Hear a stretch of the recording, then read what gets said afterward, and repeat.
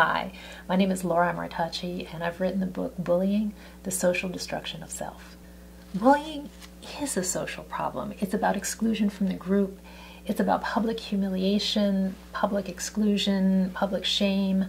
And up until this point, we've really talked about bullying in terms of psychoanalyzing victims, psychoanalyzing bullies, looking at concrete objective behavior that's wrong, trying to engage bystanders. And in introducing shame, I'm trying to broaden this conversation. If we look at forces that sustain the status quo, gossip, laughter, competition, one of the underlying dynamics of these forces is their capacity to induce shame. So we need to look at shame. And in looking at it, I think of it a lot like second wave feminism. We were originally looking at women's right to vote. It was a very clear objective. And once we got past that, we started looking at all the other inequalities in society and all the forces that support these inequalities. And in bullying, we have to get past psychoanalyzing, past looking for objective behaviors, and start talking about the social forces that sustain a status quo of bullying.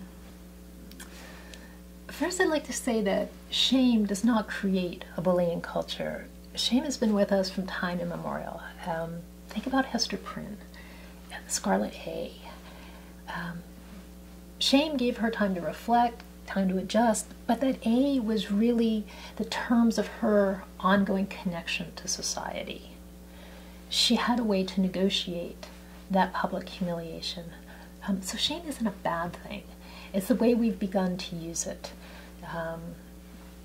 We use it, for example, in childhood in a good way. We laugh. We point out that our children have made mistakes by laughing at them and trying to let them not take it so seriously. They're able to atone. We forgive them. It's okay. Fast forward to adolescence. We take the lessons that we've learned from childhood with us. We learn that laughing at mistakes is a correct response. It's what our parents did. But right now, the laughing that happens doesn't allow for atoning. It doesn't allow for the possibility of redemption. You're laughing at others' mistakes, and there's really no thing that that person can do to get beyond that humiliation. And you're laughed at whatever the cool kids decide is not cool. It could be liking Justin Bieber or wearing sparkly nail polish or not being 96 pounds. Any of those things seem as though you should be able to address them and change your favorite musician or your color of your nail polish or your weight. The fact of the matter is when you do that, you're often just a pathetic wannabe. Because shame at this point is really about who you are. It's about the kind of person that would like Justin Bieber or that would wear sparkly nail polish or that would be overweight.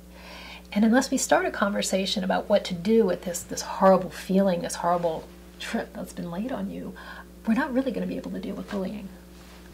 Some of the very normative social forces that sustain bullying include gossip, laughter, stereotyping, competition, all very normal, prevalent in society. These forces are the forces of social bonding, but at the same time, they're forces of exclusion. They elicit shame. Think about even a group of strangers laughing together at a comedy club. They're bonding. They're laughing together at someone. You're gossiping with someone about someone else. So even while you're bonding, you're excluding. But it's because they have this dual capacity, this dual nature, that we can marshal them. We can turn them on themselves. We can turn the dynamics productively in a different direction. And I think that's why it's important to really understand them. I think the destructive consequences of shame and humiliation have to begin with the fact that we barely have a language for these emotions. They live in our bodies. More than that, they're stuck in our bodies. All emotions live in our bodies. Take, for example, pain of a romantic breakup. This happens to all of us, and we have rituals for processing it. My students tell me that you buy chocolate chip cookie dough and rent John Tucker Must Die, or you go out and do body shots, or whatever. A victim or a wrong party or a hurt party knows what kind of rituals, what kind of roles, what kind of expectations bystanders or friends know how to support this person in their whole process towards healing. The problem with shame is it's a horrible feeling inside our bodies. We've all felt it, and we don't know what to do with it. We don't know how to process it, and the people around us don't know how to support us. So what's happened is we try to manage it. We do that with rage. We turn against other people, or we turn that rage on ourselves. We cut, we harm ourselves, or we disconnect and slip into a depression, spiral down. Either one of these is bad. It's not productive, and there's a common denominator between them. Both rage and depression actually inhibit your ability to think clearly. Social psychologists have looked at this. They call it cognitive impairment. We are not able to process everything that comes up in our days the way we would were we not trying to negotiate this terrible feeling.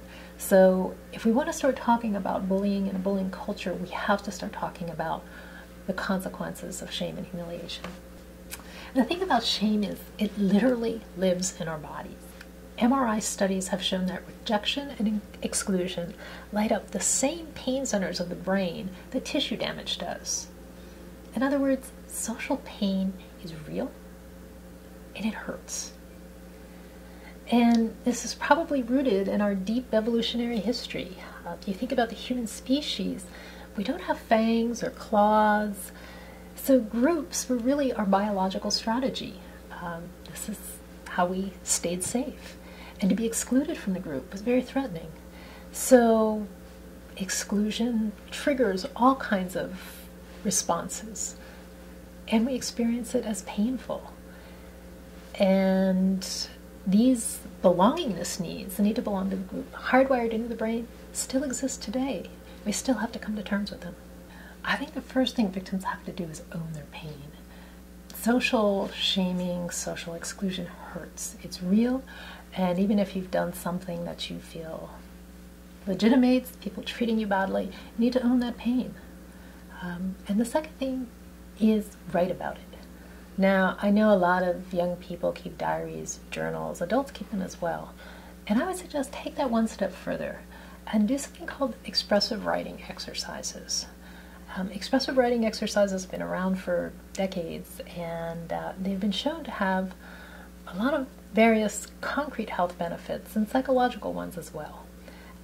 They involve writing about a trauma, what's going on, 15 minutes a day, 4 or 5 days a week for 3 weeks.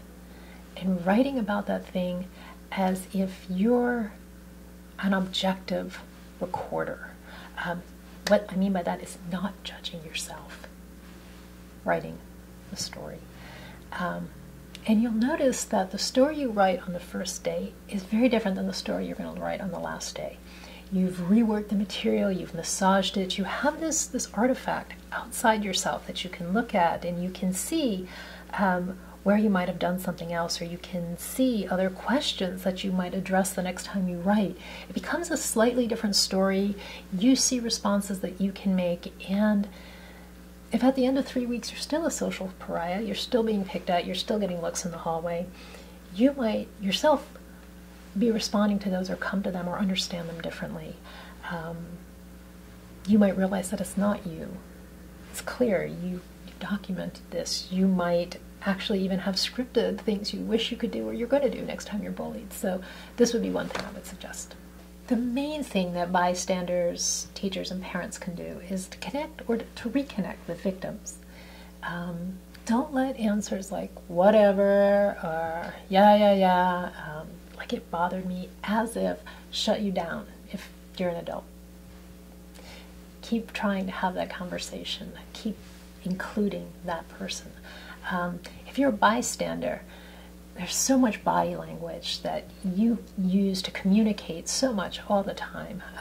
Deliberate things like a smile in the hallway, a wink, rolling your eyes in the direction of a bully when he or she is carrying on, silent solidarity. Affirming what the bully is saying. Yeah, we know. She's whatever. Now let's go get pizza. Anything, the gamut, soup to nuts, are important things to do. We use so many different muscles in our face and so much gesturing to communicate so many nuances that it's important to communicate deliberately, to look at the victim, to make sure you connect.